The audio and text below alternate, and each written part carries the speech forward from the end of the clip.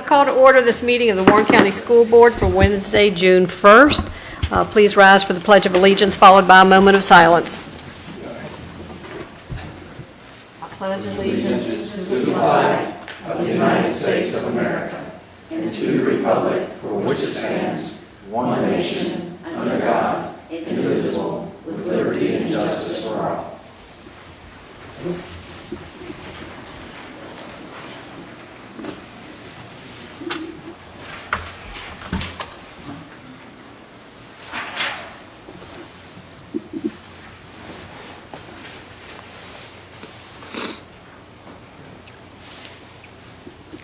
The first item on the agenda is to accept or modify the agenda. Is there a motion? Madam Chairman, I would make a motion to accept the agenda as presented. Second. All those in favor, aye? Aye. Motion carries. Thank you. Community participation. Community participation is a time intended for the public to give input on relevant school issues and not intended to be a question and answer period, as this may be the first time the board has heard this information. Please do not expect individual responses or any comments by the board at this time, but be assured that any concerns will be reviewed. Please print your name on the sheet at the podium, state your name and address, and limit your comments to 3 minutes. Is there anyone who would like to address the board?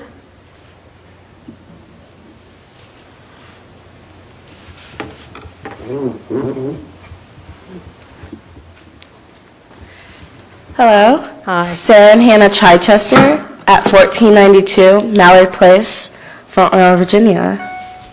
We are not here to express any kind of concern, but instead to compliment you guys. That works for me. Doesn't that sound nice? It does. You all been here before. I recognize Indeed. you. Yes, you guys. Yes. Welcome back. Thank you.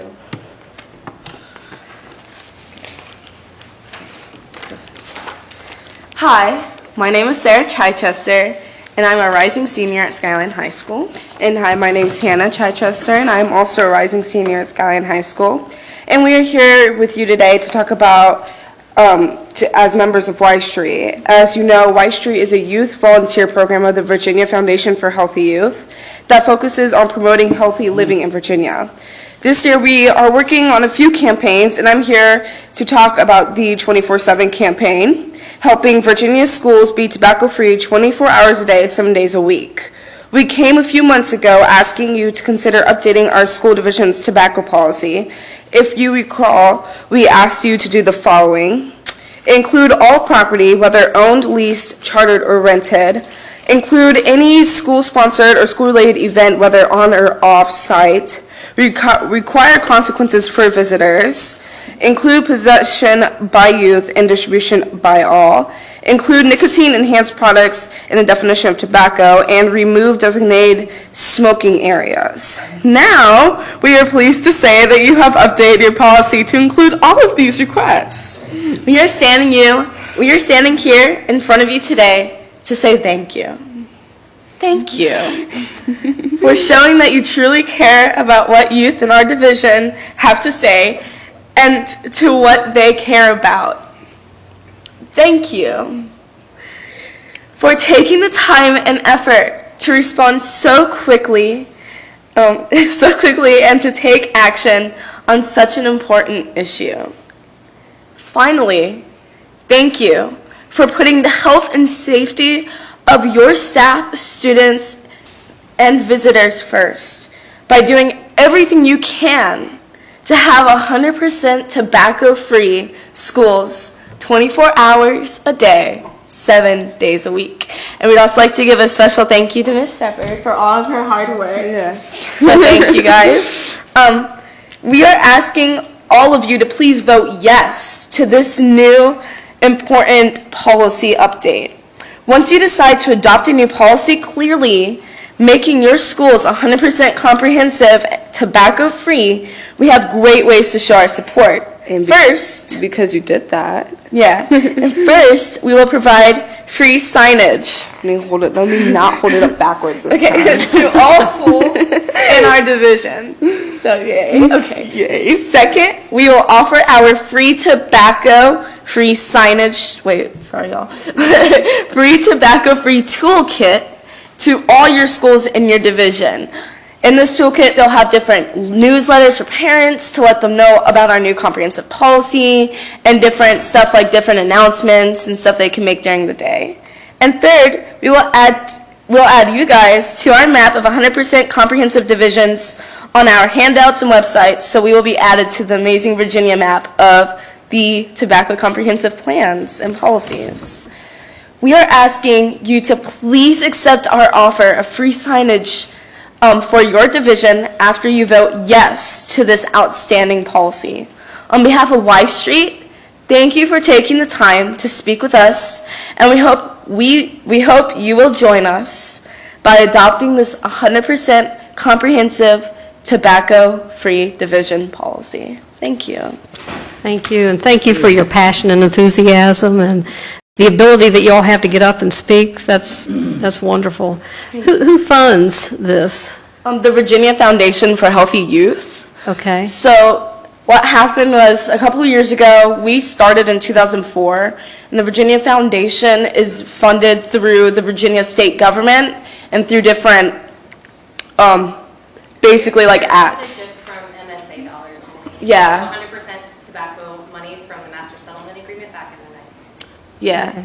So we are really lucky to have this amazing program in Virginia. We have people from all the way up here to all the way down in Blacksburg and Portsmouth and Norfolk, Virginia, working on Y Street and their campaigns and the 24/7 campaign too. So we are really blessed to have this amazing. How many working with you all at Skyline? Well, Just the two speaking of you? about that, yes, it came to us a couple years ago through a grant program, because every year different schools can get grants through this program. And it came to us, but it didn't really click. And our teacher advisor at the time had a hard time with that and handling lots of other stuff, such as FCCLA and FBLA. So we're trying to get it back at Skyline, because right now me and Sarah are the only two like Y-sters at our school. So we're trying to get it back at Skyline, trying to see if we can build the program before we graduate. We were also thinking about maybe doing a joint like Warren County and Skyline program. So it's just, there's different opportunities. We just have to find someone that, an adult in the community or an adult in the schools that are willing to take this up and have this responsibility of being our like club advisor. So that's our struggle right now. Would you guys like a flyer about what Y Street is in our different campaigns? That'd be great, thank you. Well, that sounds like a great senior project. Yes, Yeah, for it's sure. gonna be hard work. Yes, we're going to convince someone though. We got it. I think you will. I think you will. Our teachers are already so stretched Thank that you. we're really hoping that we'll find someone who would be willing to help us out with this. And all of them are sticking together. You can tell they're freshly formed. Thank you. Thank you guys. Thank Thank you you all. so much. Thank you. Thank you. Is there anyone else who would like to address the board? You'll have a hard time topping that. Next on the agenda is the consent agenda. Is there a motion? Madam Chairman, I move that the consent agenda be approved as presented. Second. All those in favor, aye? Aye. Motion carries, thank you. Reports. Mr. Fox, instruction report.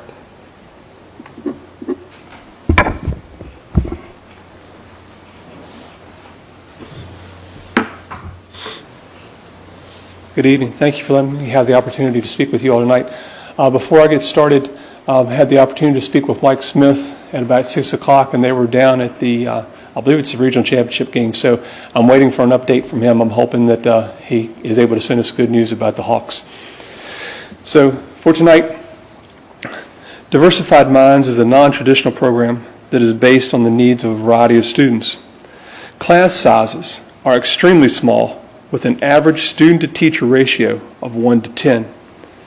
The approach to learning is significantly different, but it is not easier, nor is it watered down. This difference makes school success more attainable for students who struggle with traditional teaching approaches and settings.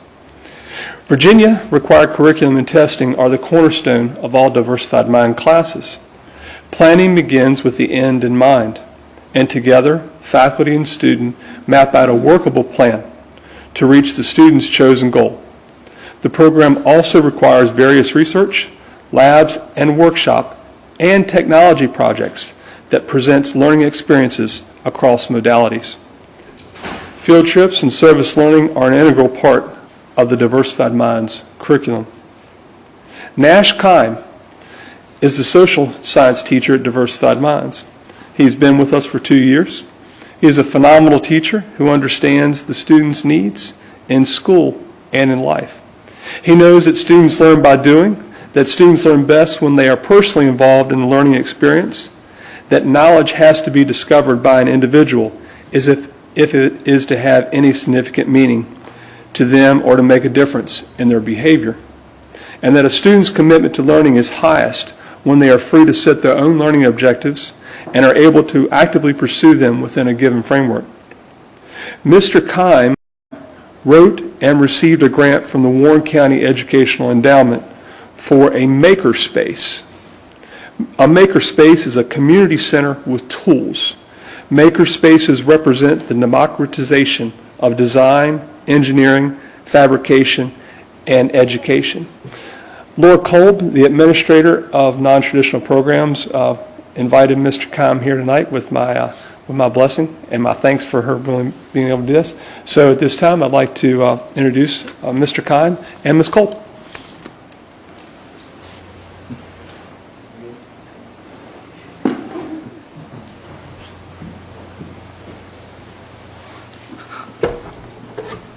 Thank you again for letting me talk to you tonight. First, just want to thank the Warren County Educational Endowment, which it's a great organization, and for giving us the grant and the ability to do this, and what I'm going to share with you tonight. And I'd also like to thank Ms. Kolb too.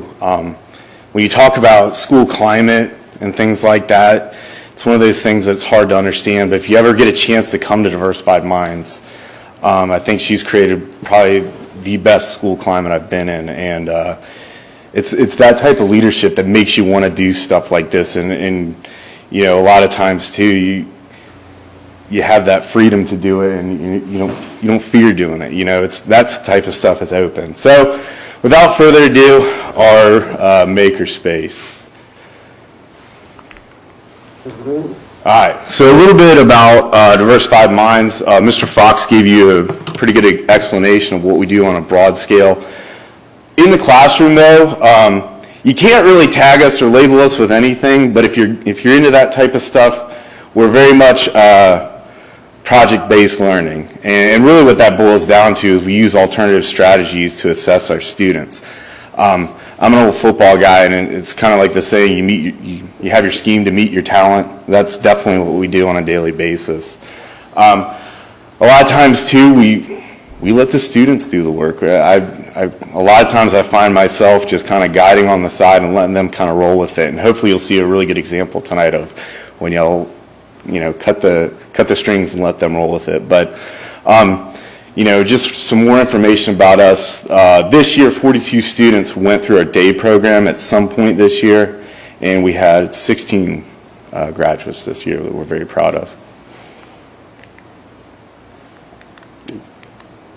All right, so again, a makerspace is tough to define. A community center of tools and kind of learning is a good example, but makerspace is where you have a lot of things together, and in a perfect world, a makerspace, if you have an idea, you can build it in the makerspace. In a perfect world, that's what it would look like. But why we chose it for our grant is that with project-based learning, it eliminates a lot of the barriers. A lot of our kids, they're not going to go home and bring in supplies, and a lot of times too, I find the kids that we'd be rolling with an idea, but we just wouldn't have the stuff there, and it'd take planning time to get the materials and things like that, and so this kind of eliminates that.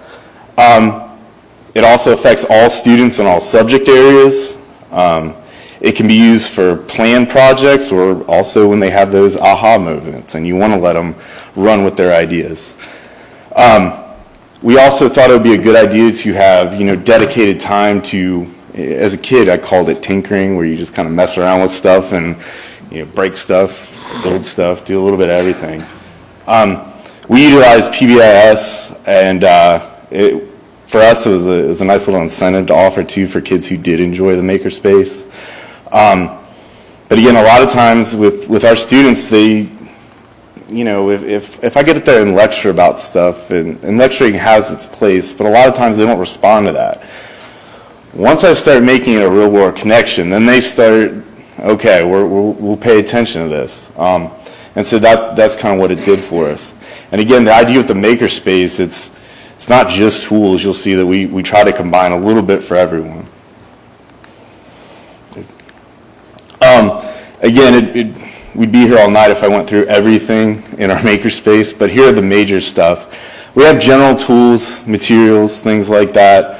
Kind of the center of it would be our 3D printer, where you can print out anything. I got examples of that. We also invested in Arduino Uno, Raspberry Pi, which are, they combine electronics and coding, and so we're at the tip of the iceberg with that stuff now, and the teachers, we're kind of teaching, we're learning along with the kids, but in a perfect world, you could rig up a motor and then program it with this remote control to spin whenever you push a button. So things like that. We have a dedicated electronics kit that you can mess around with, like breadboards, things like that, soldering kit. We have a microphone, sewing machine. We just finished it off yesterday with purchasing materials for like a little cooking center. And we have 2 movable carts and 1 stationary table. And the carts are nice because even though it is located in one central area, you can also take it to individual classrooms. So it's very adaptable to what we're trying to do. So the next thing I'm going to go through is kind of the process of what we did. And I figured with anything at Diversified Minds, I'd make the kids do the work. So I wrote the grant, but the first thing we started with is I budgeted for certain things in that grant, and then I said, okay, well now you guys go through and you give me the exact, model, price, what it is. So the first thing they did was they really budgeted out everything we did. And so before we even stepped to Lowe's, Walmart, anything like that, they had to give me a budget list so we didn't go crazy whenever you get, because you can definitely go crazy when you go into Lowe's, but.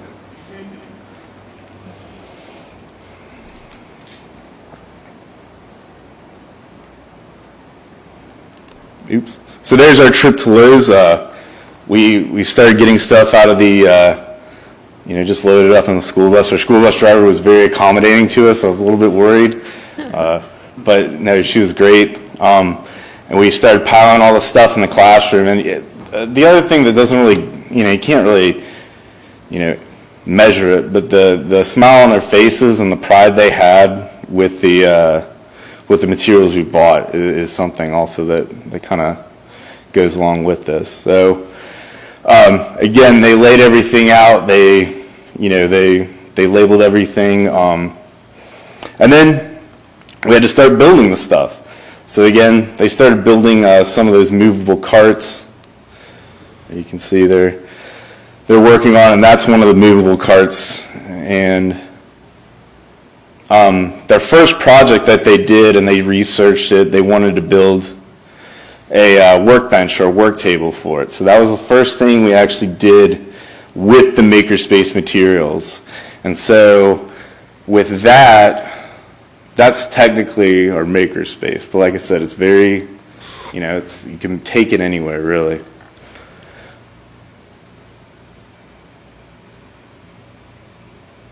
There's our 3D printer. It's one of those things that with 3D printing, everyone gets excited about 3D printing. And when I mean everyone, I had kids in the afternoon program who I just fired that thing up and everyone's just staring around it. It's one of those things that's, everyone loves it.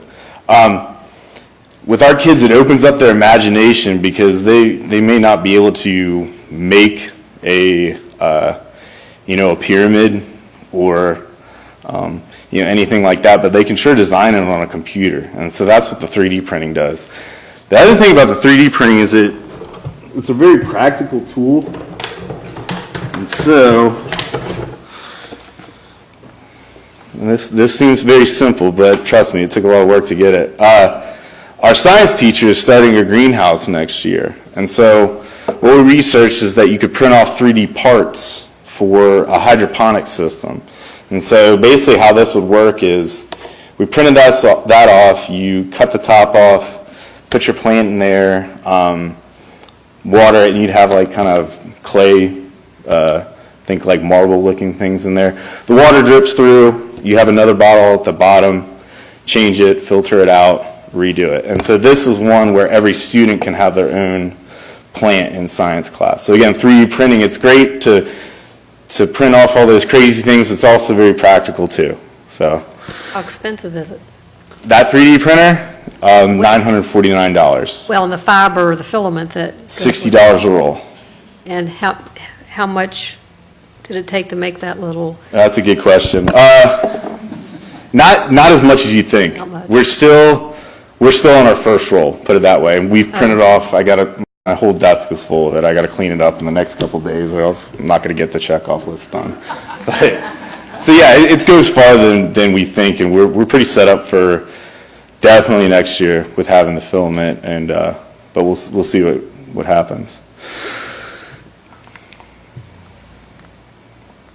Okay, there's the Arduino Uno, Raspberry Pi, and the electronic kits. We also got a nice little book with it too, because I'm definitely not an expert with electronics, so the nice little textbook kind of walks you through basic projects and things like that, and it kind of allows you to have the confidence to do the basic stuff, and then if you like it, which some of the girls really liked it because it's kind of like a puzzle fitting all the pieces in, you can start programming and encoding bigger and better things. We also invested in a sewing machine, sewing tools, and also kind of like a craft space. Those are looms on the side, so with knitting or making like hats and scarves and things like that. And a lot of the girls liked it, not for themselves, but they had a good idea to, maybe make some stuff to donate in the future. And that's the type of kids we have, kids that aren't thinking about themselves, they're thinking about what they can do to give back.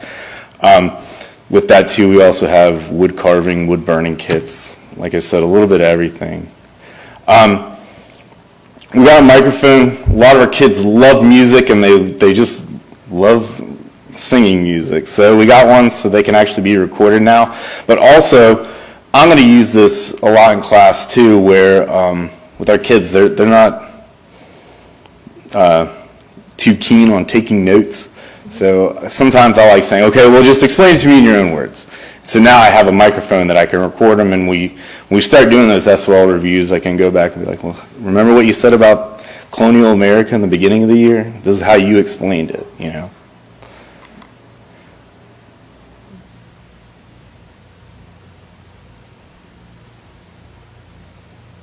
All right, so the last thing I'll kind of leave you with is the prime example of student work and kind of where we're going in the future with this. It's one of those times as a teacher where you come up with an idea, and thankfully they knock it out of the park. So this is a really good example. But in my government class, I decided for their final project they're going to do a grant simulation, because we talk a lot about federalism, a lot about, and the last units in government are, economics and citizenship, things like that. So I said, imagine you're just whether you're a contractor or anything like that, but you're going to have a proposal and you're going to kind of bid on work, basically. That was the idea, kind of a real life situation.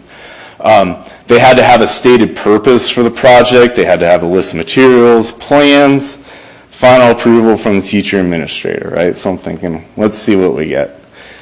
And so here's an example of a winning bid from two of our students that we're sadly going to miss next year, but they did a great job. They started off, and these two are they're not like the note type people. They're just, hey, let me build it type kids. So the fact that they got this done is pretty impressive into itself. But they started off with this, right? They needed a web, and again, if you knew the kid and how he thinks, he's not a web guy, but he wanted a web this time. Probably the first time in 2 years I've gotten him to do a web. But he started off with this, and basically for the proposal. And here's, the proposal was to build a tool shed for the greenhouse that we're going to get, actually, either tomorrow or Friday. And the student went on to say, we need storage space for all this cool stuff we're getting. There are hallways and computer labs getting full. So he did the proposal for the tool shed. The thing that he did kind of above and beyond is he talked about the responsibility on the second column of what it would take. And he talked about, hey, with the size of this, we'd have to go outside. We'd have to go to Lowe's to get the material. And so that's a student who not only knows his administrator very well, but also is thinking about the responsibility with the project. So that's the design they worked on, and they kind of did.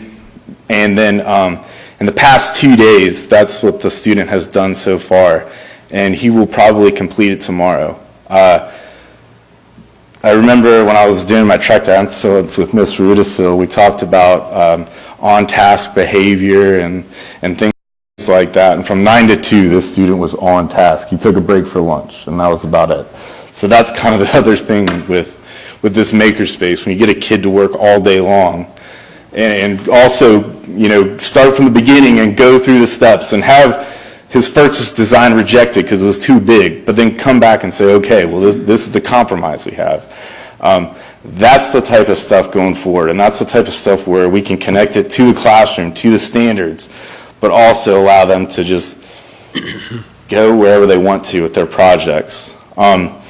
And kind of going in the future, a lot of what we will be doing will involve the greenhouse. So if you guys know the old middle school,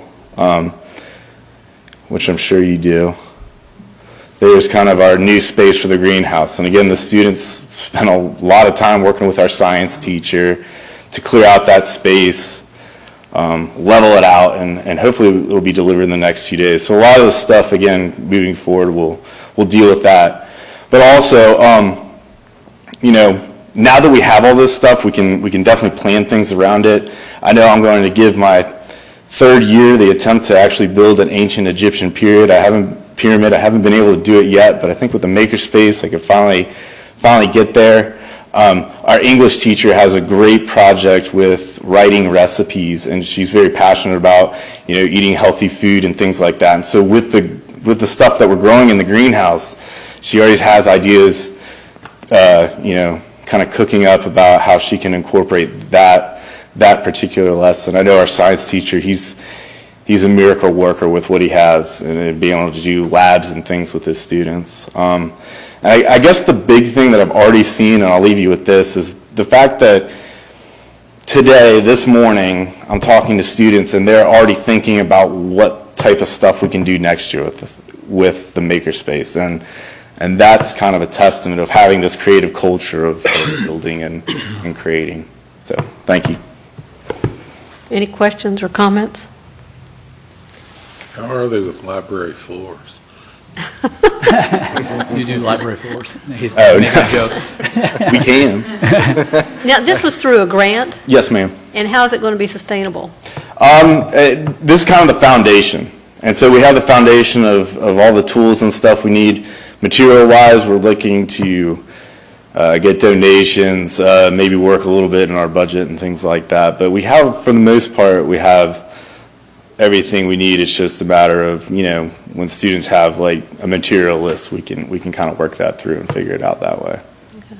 Are you putting the greenhouse up now, or are you waiting until school starts back in August? It'll be delivered tomorrow because it's one of those prefab things. But I think, our science teacher is going to start the actual greenhouse stuff next school year, and he's going to incorporate a lot of that into his curriculum. I'd like to go see it after it's all. Absolutely, anytime. You said a grant. Was that money used to buy the stuff from Lowe's, or? Yes, all the materials you've seen here, all that grant money was used to buy those those things. Just a thought, I wonder if Lowe's, if you approached them about a contribution or some Yeah, and that's what we're kind of working with in the future. corporate thing. That's kind of the next step I've been thinking about, and I'll probably Right. be working on this summer to secure Yeah. that type of. Yeah, okay. It's a great job. Thank you, Mr. Very Conley. good. All right, thank you very much. Good job.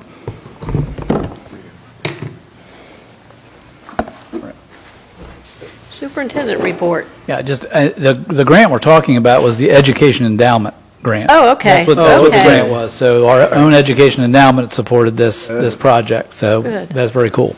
Very nice. Yeah, it is.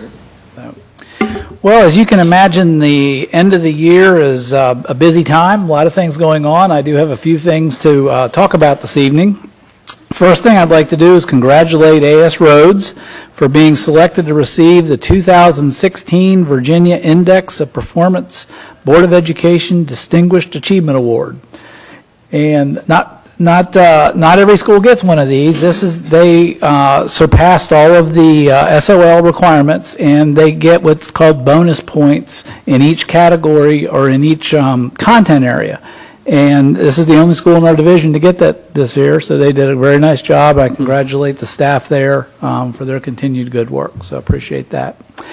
You'll remember last week at our non-televised meeting, we identified Lori Lehman as the new principal of AS Roads. I just wanted to mention that here, that she will be starting July 1 there, which meant that E. Wilson Morrison had an opening. And we've been working very hard during this past week to find a principal. We had interviewed some folks, and I'm just proud to announce that Nicole Jensen will be our new principal at E. Wilson Morrison starting July 1, and that was just finalized this afternoon. That's why you had the late report getting here. Ms. Jensen's currently an assistant principal in Carroll County, Maryland, and we look forward to everyone meeting her and learning to know her and her know us. So we're very excited about her coming here. So that will be good. I wanted to talk about the new middle school a little bit. Hopefully it'll pop up here in a second. Yay! Doug Stanley had some aerial photographs taken of a variety of things around the county. Can we get those lights cut off too, maybe? Sorry, I thought I was being efficient. Thank you. Thank you. This was 2 weeks ago, and it looks different, even from 2 weeks ago. We spent 30% of the money so far. That gives you an idea what 30% looks like. Footers are 100% complete. All slab on grade will be completed by June 10. The tall masonry for the gym, I don't know, does that thing have a red little dot? It doesn't. It's the upper area is the gym, is at 20%, and those walls should be done by June 13th. So you should see the walls in the gym done by then. Masonry bearing walls in A and B, which are those, there we go. There's A and B. Those are all complete. Steel erection in area A is 50% complete. So what you don't see there is any steel. So it's half done already. So they're really moving along. Underground plumbing is 100%, and the electrical underground in the building will be completed by June 6th. So we're really in pretty good shape. We're actually a couple of weeks behind due to the very wet May that we had. We just had a meeting this past week, and we're not worried. We think with the good weather, we'll easily be able to catch those weeks up, and they will. I don't know if we're going to see them working this Saturday or not, but because of the holiday, that was an option that they were going to be working on this on Saturday. So that's kind of where we're at with the middle school project. We have other projects going on, as you know. The energy savings ESCO project. Mr. Riley gave me an update of that this week. Just remember, one of the things we're doing is replacing all of our light bulbs. That's 20,000 light bulbs, and we expect to have that done at the end of July. So there will be all LED lighting when school starts up. Water conservation is underway. Flush valves, faucets, in some cases aerators in the faucets are being replaced, and that should be done by the end of June. So we'll have much of the water conservation things done. That does not include the irrigation wells and cooling towers that we're doing, but most of that will be done in our schools this summer. And then the big one that I know a lot of people have been waiting on is at Ressie Jeffries HVAC in the gym. That is truly underway. It's slated to actually physically start June 6th. So, yay. Yeah, we're very excited about that. So that's kind of where we are system-wide. When we're talking about just about Ressie Jeffries, the roof and front entrance bids will be coming in June 17th. So that gives you an idea. We'll get the bids, and then we go through the process selection soon after that. And then and there it gives you that. The parking lot bids are going to be June 30th is when they're due. And you'll notice the gray areas. You can see the outline of the building kind of gives you an idea of where things will be. And the larger gray area is taking up a playground area that's currently there. And so the next piece that we've been working on is coming up with a plan for the playground. And that has been done. So we now have a design plan for what a playground that is behind the school will look like. And now we're in the process of kind of getting all that laid out, and we now have something to show people when we begin to start fundraising, which has already started at Ressie. They've raised, I think, $16,000, something like that, already for this project. If anybody has a big checkbook, we need 120. But that's kind of where we stand. We met with, and Mr. Wells was there the other evening. We met with some staff and parents and kind of talked through the project with them, let them know how this will be going. So those are things that are going on at Ressie Jeffries. SOL testing ended in mass this last Friday. I'm sure any of you have students in school are aware of that. This week is being filled with end-of-the-year celebration activities on beach days and pool days and fun days and other things. And teachers and students are excited for the break, and as you can well imagine. I just do want to point out that for actually an unfortunate many of our kids, that summer break can mean they're hungry. And we try to do some things to help combat that. We do have a summer meals program that Sodexo runs for us. Every day throughout the summer, during the week, E. Wilson Morrison is open for lunch, and any student can come and get lunch, and that's free. They can bring their parents with them. Any adults are welcome also. That does cost $2.60, but you get a good, substantial meal. And so we're very, very happy that we can do that for our students. How is that advertised? We hand out flyers. I don't know if it's on our website. The telephone caller. Tell me other things. Is that it? The main thing? Probably telephone and flyers are the main And things. I think we put flyers like at Department of Social Services, daycare centers, places like that. Okay. I think there was an article in the Northern Virginia Daily, because I read that somewhere. Good. Good. And it wasn't. Nice. So we try to keep that out. We've done this for a couple of years or a few years, and each year it gets to be more and more people coming in. So we also have a summer backpack program you may be aware of. It distributes food weekly, and we're actually going to have Lori Glasscock, who's the program coordinator, actually come and talk to us about that at some point so we learn more about that. But what she reports is we have about 250 students that take advantage of that over the summer, and over 12,000 meals we give during the break.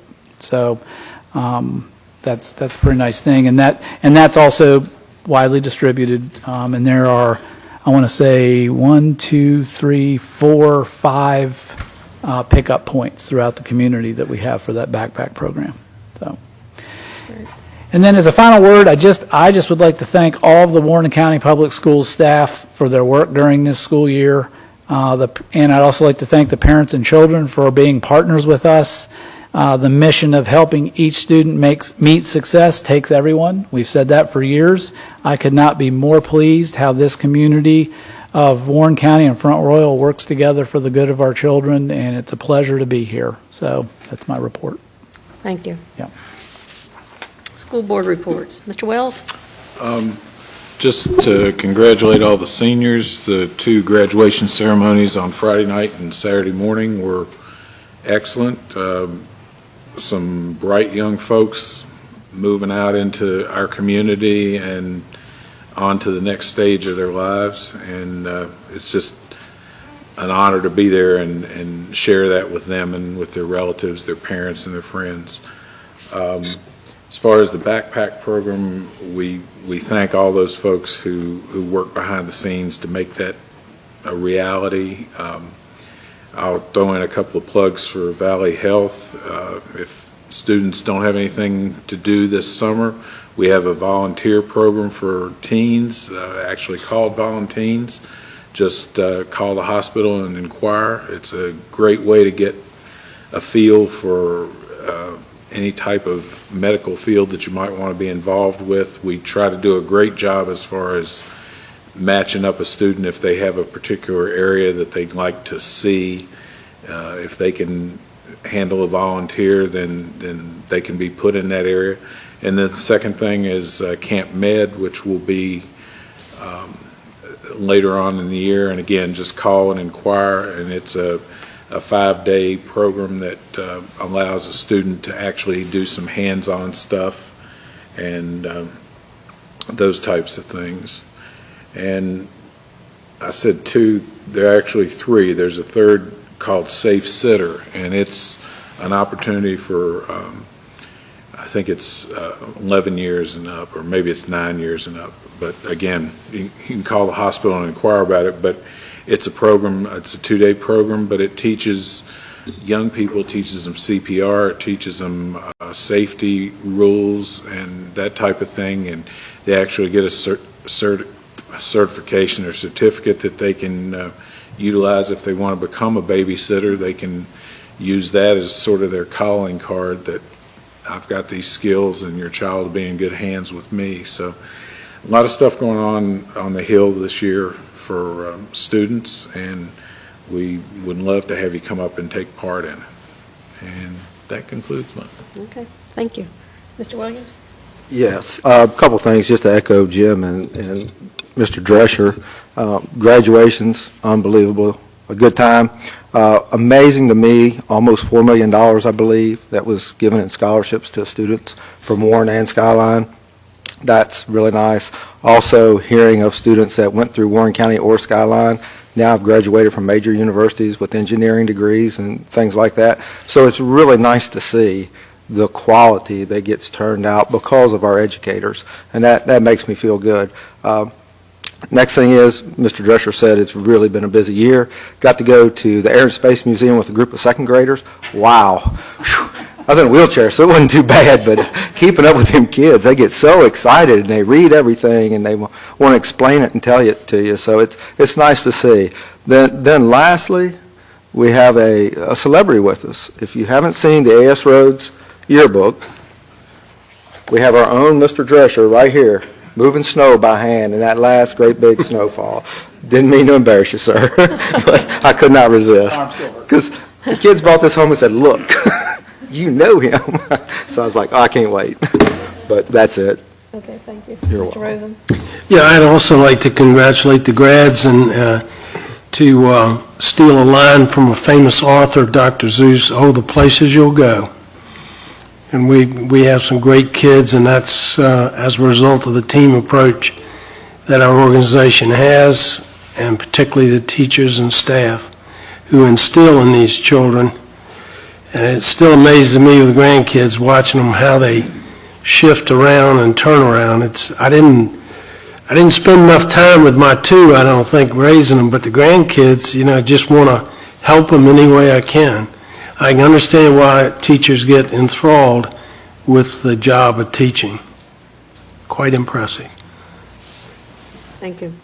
And I also congratulate all the graduates. Graduation was very nice. 9 o'clock in the morning, Saturday morning, it's already starting to get hot. But it was a record time for graduation, I think 1 hour and 30 seconds. Something like that, Was yes. was that you, Buck, that Buck timed can it? tell us. Yes. So, and that was real nice. Enjoyed that. And I just wish all the students and the teachers a very nice, safe, and enjoyable summer. Time to regroup and be prepared to come back in August. Okay. Action agenda. 2016 to 2021 Comprehensive Long Range Plan. Mrs. Shepherd. Thank you. This is the third reading of the Warren County Public Schools 2016 to 2021 Comprehensive Long-Range Plan. The first reading and public hearing of the plan was May 4th, the second reading and discussion was May 25th, and tonight is the third reading and a recommendation for approval. This spring, a committee of parents, staff, and community members met to create the new Comprehensive Long-Range Plan. The committee followed the requirements of the Virginia Standards of Quality and the Warren County School Board Policy. As in the past, the plan addressed 8 categories, which include instruction, health and safety, personnel, transportation, technology, finance, facilities and operations, and school community relationships. New for this document is the inclusion of the capital improvement plan and the school division enrollment history and projections. As the committee developed the comprehensive plan, we focused on objectives and strategies to meet the school board mission and goals. We included objectives and strategies for improving student achievement. The committee focused on how to best prepare our students for their future after they graduate from high school. We want our students to have marketable skills to enter the workforce or be ready for the rigors of higher education. The committee concentrated on how to attract and retain highly qualified teachers. We identified how our organization help promote the division's mission of providing a quality education for all students. The recommendation is for the school board to approve the 2016 through 2021 Comprehensive Long-Range Plan. If there are any questions, I'll be happy to answer them, and I believe I got it to attach this time. Yes, you did. Phew. On page 13, no, I'm just. I've got it right here. We've had a month to look Yeah, I don't inside. have any Yeah, questions. no questions, very good plan. I'll make a motion, Madam Chair. I move that the 2016 to 2021 Comprehensive Long-Range Plan be approved as presented. Second? All those in favor, aye. Aye. Motion carries. Thank you. Stay where you are. Capital Improvements Project Priority List. Thank you. At last week's school board work session, the school board was presented with a priority list of capital improvement projects. The list was developed and prioritized based on items needing purchased or replaced due to safety, compliance, or age. The school division has $445,595 available for one-time capital improvement projects in the fiscal year 17 budget. $200,000 is available for money allocated in the fiscal year 17 budget for one-time expenses. This $200,000 will be used in the fiscal year 18 to offset the funding that is currently coming from the soon-to-be depleted healthcare fund. The other $245,595 is available from carryover funds from the 2014-15 school year. The list before you represents items of highest priority, and the recommendation is to approve the list as presented. Now, you all will look at this on a monthly basis, quarterly basis?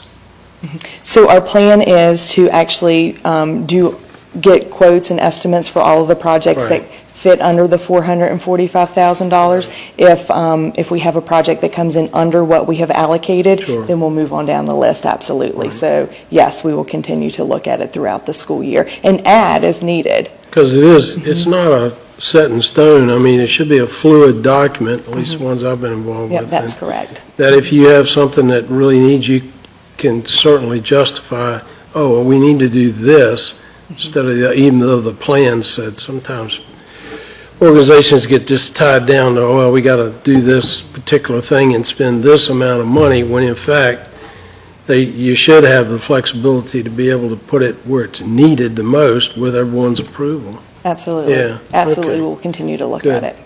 And I see where that one item that we were concerned about at last week's meeting has been Yeah. moved up. So Yes. Mm-hmm. That's good. Any questions or comments? Madam Chairman, I move to approve the capital improvement projects priority list as presented. Second. All those in favor, aye. Aye. Motion carries. And May 2016 VSBA School Board Policy Updates, Mrs. Shepherd. Okay, I'm going to get to the Chichesters a little later in this introduction, but in May 2016, VSBA submitted 33 policies for consideration by the Warren County School Board. A chart showing the updated policies will be available at the June 15th, 2016 School Board Work Session, noting the changes and recommendations by staff.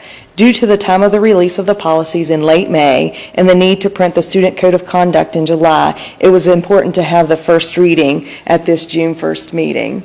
The second reading and discussion will be June 15th, and the final reading and approval of the policies is scheduled for the July 6th meeting. Along with the VSBA policies, and then come the Sarah and Hannah Chichester. Along with the VSBA policy revisions, there are 3 additional policies we would like to recommend for revisions. If you will remember, in December, 2 Skyline High School students, Sarah and Hannah Chichester, presented information on the policy changes needed to make our schools 100% tobacco-free. We would like to honor their request and make the suggested changes to our policy, which reference tobacco or tobacco products. These policies include KGB, public conduct on school property, KGC, use of tobacco and electronic cigarettes on school premises, and GBEC, JFCH, tobacco-free school for staff and students. The recommended changes include removing designated smoking areas, including school grounds as part of the language of the policy, including school-sponsored events both on and off-site. With these changes, our policies will match our goal of having tobacco-free schools. And I was very happy to see Sarah and Hannah here tonight discussing these policies. But again, they'll be on the 3. This is the first reading. We'll have the second reading June 15th, and then the third reading and recommendation for approval will be July 6th. So if you have any questions, I'll be happy to answer.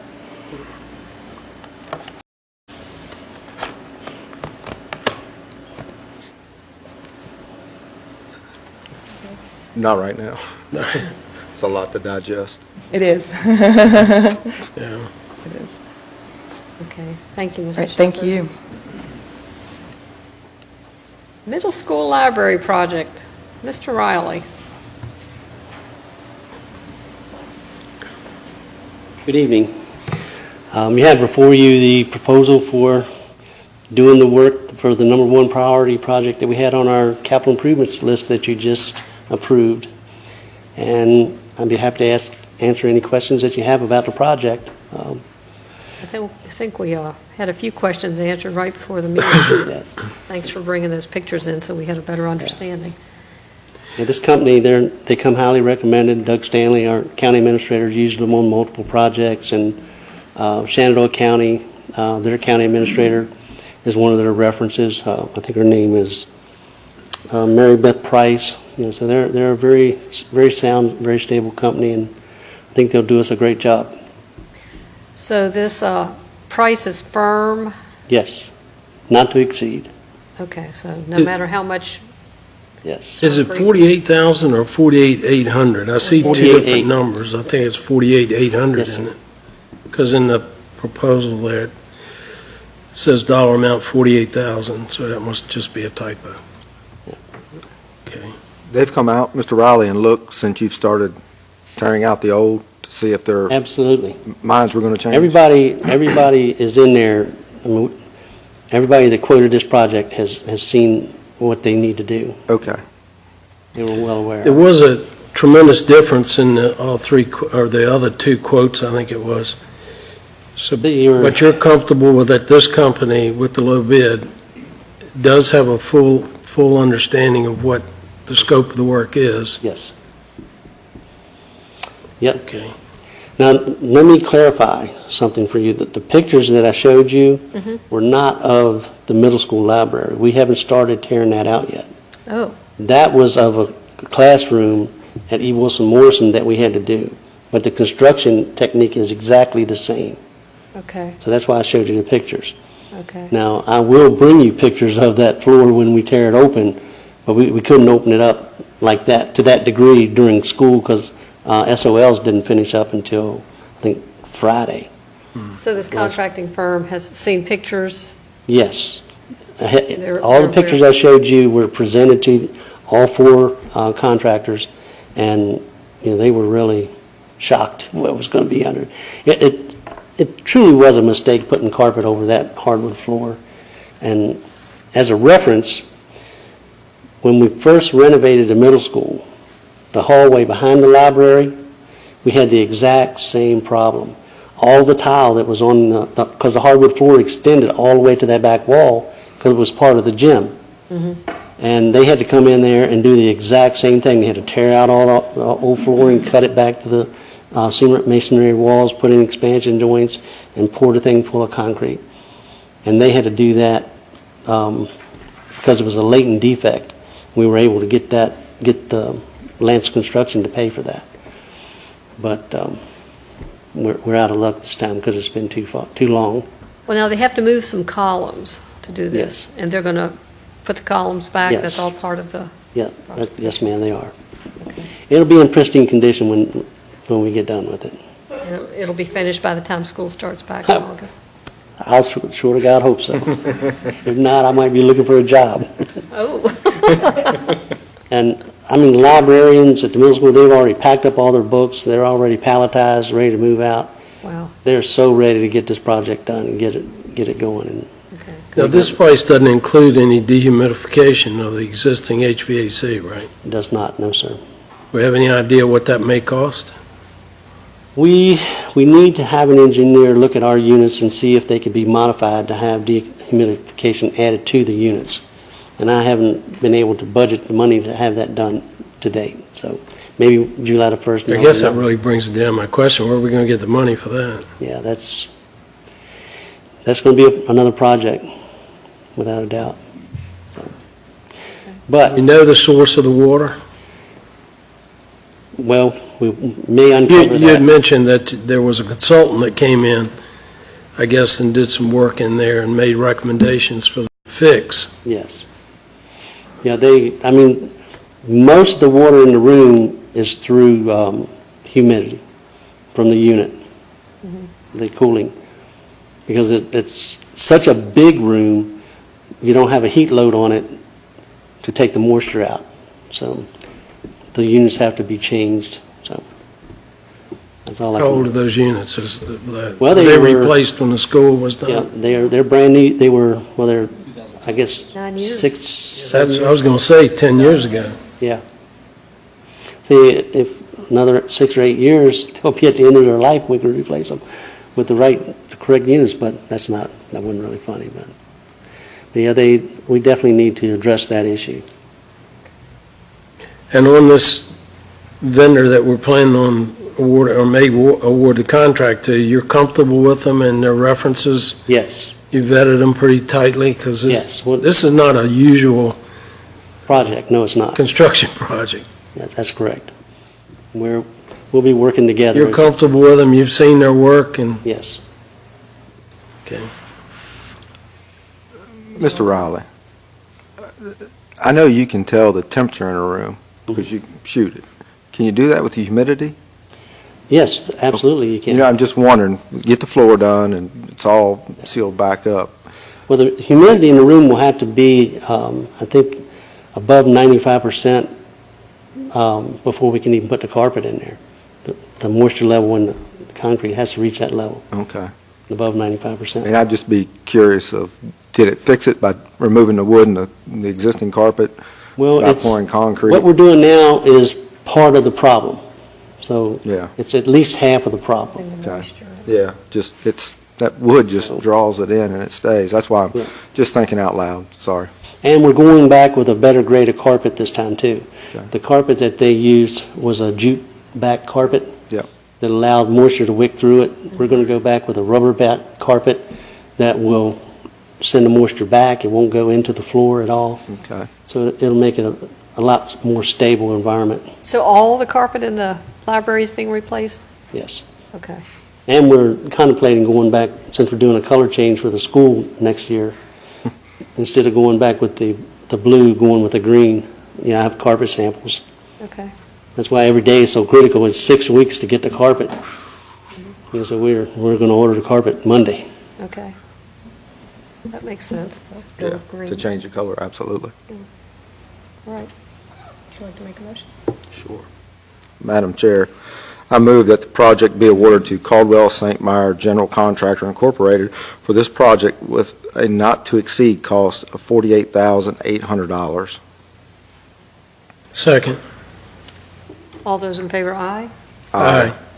Motion carries. Thank you, Mr. Riley. Thank you very much. Approval for the superintendent to approve the addendum to extend agreement with Source for Teachers. Mr. Drescher. All right, you will hopefully remember in March, we began using a company called Source for Teachers to do our substitute work and hiring. And when we did the contract, it was for 4 years or 5 years? 4 years. 4 years. To get us on schedule, the contracts go from July to July, and so even though it's only been 3 months, we need to re-sign for the July 1 to next July 1. So that's what this is here to do, is to re-up us starting in July 1. So then the contract will be extended for that amount of time Yes. also? So we go for, then it will be, I guess we do 4 more years, yes. 3 more years, 3 more times. Okay. So this kind of takes up that first year, which is okay. Oh, okay. That's okay with us. I mean, gives Okay. us time to gives us time to evaluate whether we want to continue on anyhow. Okay, but we're not obligated to 4 years if we find that it's not working for us. We have the option after No. each year. Yeah, that's why it's an annual, that's why it's Okay. an annual. Okay, as long as we don't Right. give them notice. Okay. Were So just there any asking- changes in the terms of the contract, the dollars, you added one cost, position everything? that you Yeah, were- there's a condition, when you look at the addendum, it's talking about a counseling, when we get a long-term counselor, Yeah. whether they don't have to have a counseling degree specifically, as long as they are a retired teacher, that's also acceptable to do that. So that just opens up the field a little bit. We've been very fortunate to have a retired counselor who's been almost working full-time this year covering counseling positions. But we may not always be that fortunate. And a teacher can handle many of the things that a guidance counselor can do. Oh, it's not the same, but they can handle that. Yeah, that is the one change. The only, it's not a question, I'd asked for some feedback, and I don't know if 3 months gives us enough database to really look at it, but if it Will. It's going to give us some good data. We Well, met this past week with the company. They took us through a series of reports that they're able to do, and we're preparing a report for the board. So that you'll get to see, Okay. all what we've learned. Yeah, I'd just like to see objectives we set, and did Yeah, we hit them, did we come below, have we Yeah. done a good job with it, bad job with it, that type of thing. a difficult. Feedback from probably some of the participants too. Right. Now, we'll get feedback. We have feedback from our staff members and from substitutes as well. Okay. A difficult thing will be is comparing this year with previous, simply because this is the first time we have very accurate data about our substitutes. I understand that, but I'm sure that you guys, you've worked with the folks long enough Yeah. to kind of come up with a fairly good comparison to say, yeah, we're hitting this or we're not quite hitting it. Right. So, but yeah, I understand that your data is going to be very, very Very accurate. accurate on the new company, but in our older one, but, it's just, The old one was us. yeah. Yep. It was, Had 8 different schools. yeah, and you had different approaches. One So, source.